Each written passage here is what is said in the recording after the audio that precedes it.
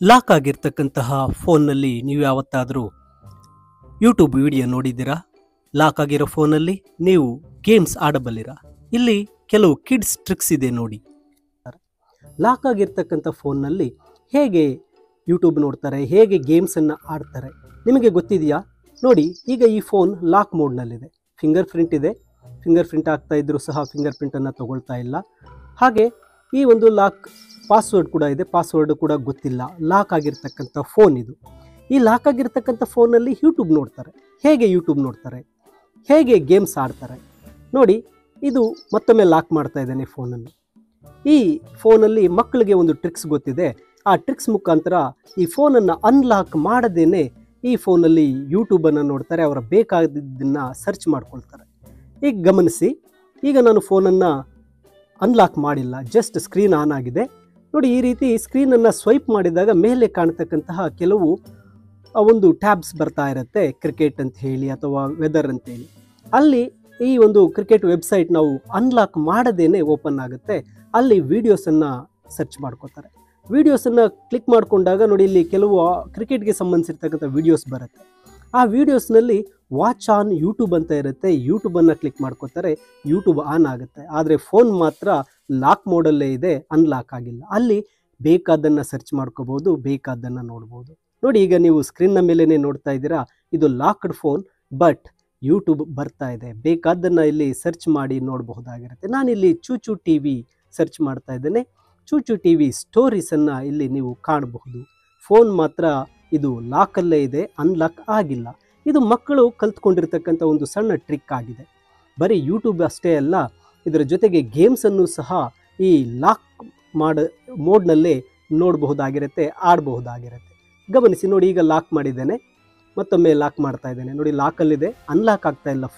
ಫೋನನ್ನು ಅನ್ಲಾಕ್ ಆಗ್ತಾ ಇಲ್ಲ. ಇಲ್ಲಿ ಫಿಂಗರ್ ಪ್ರಿಂಟ್ ಕೊಡ್ತಾ ಇದ್ದೇನೆ, ಫಿಂಗರ್ ಪ್ರಿಂಟ್ ತೊಗೊಳ್ತಾ ಇಲ್ಲ. ಹಾಗೆ ಪಾಸ್ವರ್ಡ್ ಕೂಡ ಇದೆ. ಪಾಸ್ವರ್ಡನ್ನು ಹಾಕ್ತಾ ಇದ್ದೇನೆ. ಪಾಸ್ವರ್ಡ್ ಹಾಕಿದ್ರೂ ಸಹ ಇಲ್ಲಿ ಫೋನ್ ಅನ್ಲಾಕ್ ಆಗಿಲ್ಲ.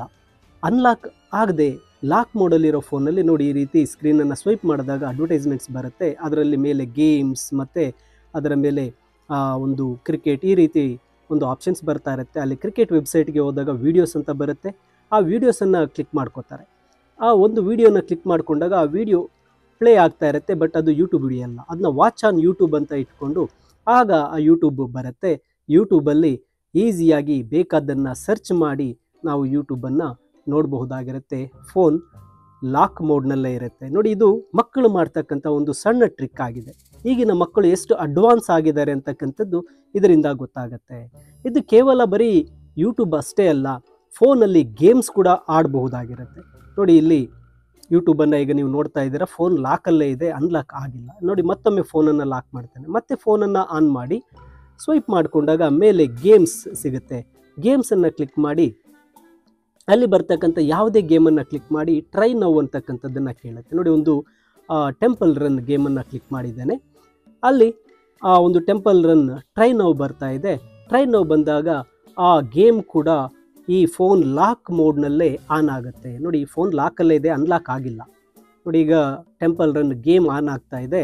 ಈ ಗೇಮನ್ನು ನಾವು ಈಸಿಯಾಗಿ ಫೋನ್ ಲಾಕಲ್ಲೇ ಇಟ್ಟು ಸಹ ಆಡ್ಬೋದಾಗಿರುತ್ತೆ ನೋಡಿ. ಗೇಮ್ ಪ್ಲೇ ಆಯಿತು, ನಾವು ಈಸಿಯಾಗಿ ಈ ಒಂದು ಗೇಮನ್ನು ಆಡ್ಬೋದು. ಮಕ್ಕಳು ತುಂಬ ಅಡ್ವಾನ್ಸ್ ಆಗಿದ್ದಾರೆ ನೋಡಿ. ಈ ರೀತಿಯಾದಂತಹ ಫೋನಲ್ಲಿ, ಲಾಕ್ ಆಗಿರೋ ಫೋನಲ್ಲೂ ಕೂಡ ಈ ರೀತಿಯಾಗಿ ವಿಡಿಯೋಸನ್ನು ನೋಡ್ತಾರೆ, ಗೇಮ್ಸನ್ನು ಸಹ ಆಡ್ತಾರೆ ನೋಡಿ. ಇಲ್ಲಿ ಗಮನಿಸಿ, ಗೇಮನ್ನು ನಾವು ಈಸಿಯಾಗಿ ಇಲ್ಲಿ ಆಡಬಹುದಾಗಿರುತ್ತೆ ನೋಡಿ. ಇಲ್ಲಿ ಸ್ಕ್ರೀನ್ ಮೇಲೆ ಬರ್ತಕ್ಕಂಥ ಯಾವುದೇ ಗೇಮನ್ನು ಬೇಕಾದರೂ ನಾವು ಇಲ್ಲಿ ಆಡಬಹುದು. ಫೋನ್ ಮಾತ್ರ ಲಾಕಿಂಗ್ ಮೋಡಲ್ಲೇ ಇದೆ, ಗಮನಿಸ್ಕೊಳ್ಳಿ. ಫೋನ್ ಲಾಕಲ್ಲಿರುತ್ತೆ, ಆದರೆ ಮಕ್ಕಳು ಏನು ಮಾಡ್ತಾರೆ, ಈ ರೀತಿಯ ಟ್ರಿಕ್ಸನ್ನು ಬಳಸಿ ಆ ಫೋನ್ನಲ್ಲಿ ಅನ್ಲಾಕ್ ಮಾಡದೇನೆ ಎಲ್ಲ ರೀತಿಯ ವಿಡಿಯೋಸ್, ಗೇಮ್ಸ್ ಎಲ್ಲವನ್ನು ಆಡ್ತಾರೆ. ಈ ಟ್ರಿಕ್ ನಿಮ್ಮ ಮಕ್ಕಳು ಕೂಡ ಮಾಡ್ತಾ ಇದ್ದಾರಾ ಅನ್ನೋದನ್ನು ಒಮ್ಮೆ ಗಮನಿಸಿ ನೋಡಿ. ಈಗ ಮಕ್ಕಳು ತುಂಬ ಕಿಲಾಡಿ ಕಿಡ್ಸ್ ಆಗಿಬಿಟ್ಟಿದ್ದಾರೆ.